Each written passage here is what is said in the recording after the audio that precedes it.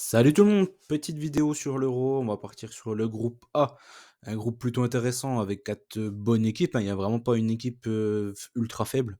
Bon, pour moi, j'ai ma petite idée sur l'équipe le plus faible du groupe, mais dans tous les cas, c'est quand même une belle, enfin, on aura droit à des bonnes confrontations et je pense pas qu'il y aura vraiment de grosses pilules, dans ce groupe-là.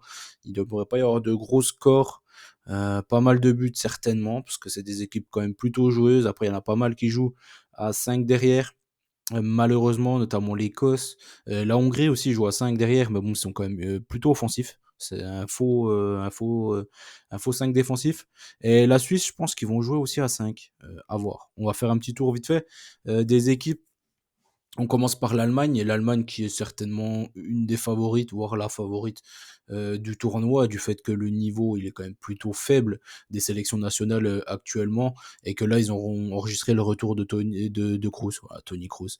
Bien évidemment, pour moi, c'est le joueur clé de cette équipe-là, et de très loin, c'est lui qui va faire un peu comme au Real Madrid, il va les pousser quand il faut, il va accélérer le jeu quand il faut, il va freiner le jeu quand il le faut. Il a une intelligence de jeu assez hors du commun. À côté de lui, il y aura Henrich de Leverkusen, justement, qui a fait une saison de dingue, qui a encore marqué d'ailleurs lors du dernier match. Musiala qui fait une saison plutôt à demi-teinte, moi je trouve, du côté du Bayern, tout comme Gundogan d'ailleurs du côté du Barça, même si franchement c'est peut-être l'un des meilleurs quand même. Au Barça, ils n'ont pas fait une super saison, mais après ils n'ont pas été aidés parce que Xavi, je comprends pas. Enfin bref, il va partir, c'est bien pour eux. Et devant, Havertz qui a fait une demi-saison, la deuxième demi-saison énorme avec Arsenal. Donc franchement, attention à cette équipe allemande. Il y a Mittelstadt du coup qui aura fait une deuxième avec Stuttgart du championnat allemand. Rudiger, on va pas revenir sur lui, je pense qu'il est dans les top 5 des meilleurs joueurs de la saison. Neuer dans les buts, ce sera Luther Stegen, mais apparemment ce sera Neuer qui sera consolidé pour ce tournoi-là. Jonathan Tah à côté de Rudiger, pareil de Leverkusen, et Kimmich du Bayern. Il y a quand même énormément de bons joueurs, hein, franchement. Il y a Stuttgart ils sont tous représentés, quoi. Stuttgart, le Bayern, Leverkusen, voilà, tout le monde est là. Par contre, il n'y a pas de joueur de Dortmund, ça c'est quand même une grosse surprise dans ce 11 type. Voilà. C'est peut-être là la petite surprise. L'homme à surveiller, j'ai mis Florian Wirtz. Pourquoi? Parce que il a été élu meilleur joueur de Bundesliga. Il a fait une saison de dingo avec Leverkusen. Donc je pense qu'il peut vraiment performer lors de cet Euro. Et je l'espère. Franchement, j'espère vraiment que l'Allemagne ira très loin dans ce tournoi-là. Parce que c'est une équipe qui joue au foot. Et on en a vraiment bien, bien, bien besoin quand on voit la qualité des autres équipes européennes. Après, l'Écosse, pas mal de joueurs de Championship, quasiment toute la base arrière de cette équipe-là. Il y a quand même Kieran Tierney là que Arsenal essaye de se débarrasser de lui, qui a fait la saison là, avec la Sociedad là. Arsenal ils en veulent plus, il est sur le marché des transferts. Il y a Robertson de Liverpool qui aura quasiment pas joué de la saison à cause des blessures. Et McTominay de Manchester, pareil, il a pas été très très très bon cette saison. Christie de Bournemouth, ouais, ça il a pas été terrible. Magin, par contre, lui, il a fait une saison exceptionnelle du côté de Villa, donc je l'ai mis en homme clé pour moi, car c'est lui l'âme de cette équipe-là. C'est une équipe de guerriers, hein, les Écossais, c'est pas une équipe très très très joueuse, c'est une équipe de guerriers, ça va être très physique leur match. Ouais, ça fait pas très trop kiffer. Devant, j'ai mis Dykes, mais je pense que ça va être chez Adams. Mais bon, comme il est tout le temps pris par les blessures, ça sera lui et Armstrong. C'est peut-être les deux joueurs sur le banc qu'ils auront, les Écossais. Euh, c'est les deux joueurs de Southampton. Je pense que ça devrait ressembler à ça. L'équipe, de toute façon, dans tous les cas, ils jouent à 5 derrière. Les Écossais, voilà. C'est un peu leur style de jeu. Équipe ultra physique, comme je l'ai dit, beaucoup de buts sur coup de pied arrêté, beaucoup de buts de la tête. Ça fait pas vraiment rêver cette équipe-là. Après, on passe sur la Hongrie. La Hongrie, franchement, une équipe ultra joueuse et ultra sympa à regarder. Vraiment, eux, ils font vraiment kiffer. Il y aura Orban de Leipzig, il y aura Orban de Leipzig. Gulexi, il a été pris, enfin sa place est prise par Dibuz maintenant dans les buts. Kerkez de Bournemouth, quand même, plutôt bon joueur, il a fait une plutôt bonne saison. Zobozlai, pour moi, bien sûr, bien évidemment, c'est le meilleur joueur de la Hongrie, et de très très loin. Varga, je l'ai mis dans les joueurs à surveiller, parce qu'il a fait encore une bonne saison du côté de Ferencvaros. C'est le neuf de Ferencvaros, hein, il enchaîne les pions, donc je pense qu'il peut encore faire du bien à cette équipe hongroise. Salah, c'est pareil, c'est encore un joueur de Bundesliga. Il y a Nego du Havre. Il y a quand même pas mal de joueurs. Bon, c'est pas non plus des joueurs ultra connus. Il y a quand même pas mal de joueurs qui jouent en Hongrie aussi, que ça soit ici ou sur le banc, surtout sur le banc d'ailleurs. Donc voilà, une belle petite équipe, ça là, ils jouent à Fribourg.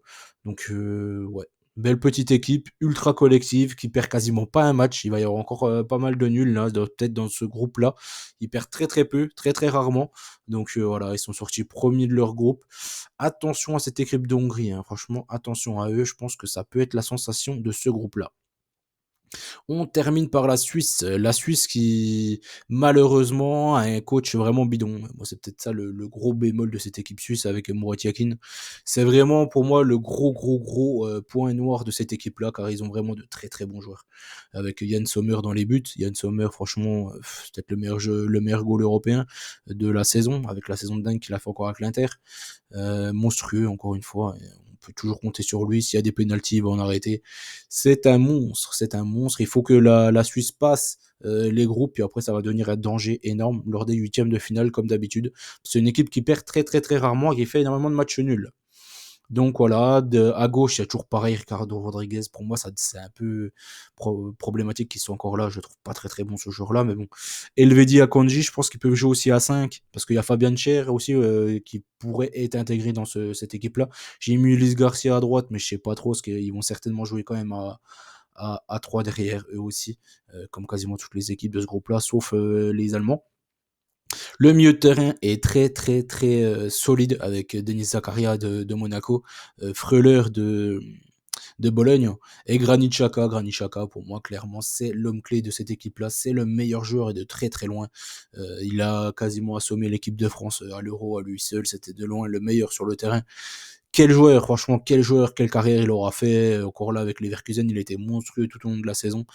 Peut-être à des joueurs pareils, un des plus sous-cotés, je pense qu'au niveau européen, c'est un monstre. Vraiment, c'est un monstre. Et voilà, devant, ils ont quand même encore Shaqiri, encore et toujours. Il est toujours là, Shaqiri, hein, franchement. En club, il est toujours aussi mauvais. Là, il est à Chicago, il est vraiment mauvais. Il était nul à Lyon, il est nul dans quasiment tous les clubs où il va. Il choisit ses matchs, comme d'habitude. Il a fait quelques bons matchs à Lyon, mais c'était souvent des gros matchs. Hein, il les choisit. Avec la sélection, il est toujours là, quoi, toujours présent. Il répond toujours de la meilleure des manières. Il fait toujours autant de passes décisives, autant de buts.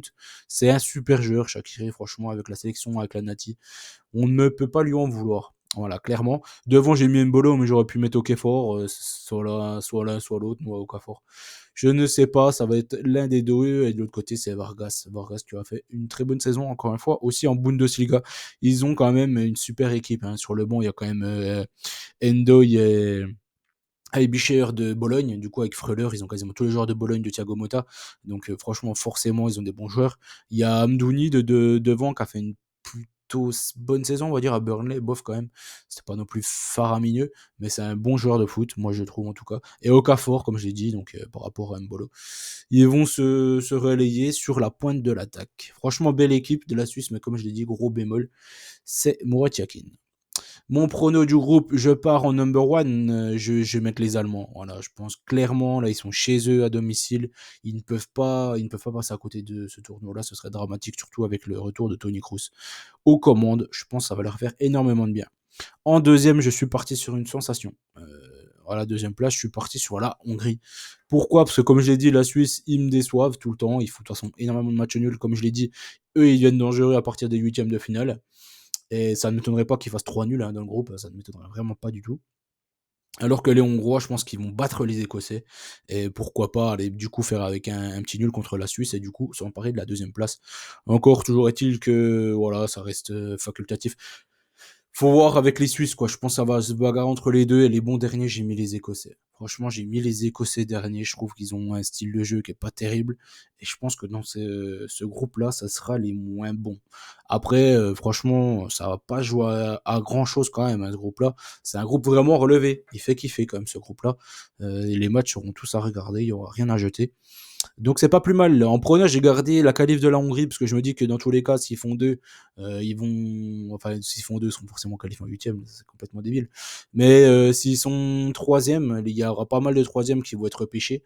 Donc même s'ils sont troisième, je pense qu'ils vont le faire et je pense vraiment que les Écossais seront derniers. D'ailleurs, j'ai hésité avec l'autre cote qui est même plus élevé sur le fait que les Écossais ne passent pas eux en huitième de finale. Sur la qualif de la Hongrie, elle est autour de 1,60 à 70, ça dépend des books. Et la non qualif de l'Écosse, elle est autour de 2. Donc voilà. Je me dis que ça se trouve, c'est peut-être les Suisses qui vont faire n'importe quoi, mais avec Granit Xhaka, Shaqiri et tout, j'ai du mal quand même à y croire. Qui finissent dernier, je pense que les 3 premiers seront qualifiés. Donc l'Allemagne, la Hongrie et la Suisse, et je pense que les Écossais seront les dindons de la farce et les dindons de ce groupe. Ah, je souhaite bonne chance à tous, hein, comme je l'ai dit, hein, pour l'Euro, on va kiffer.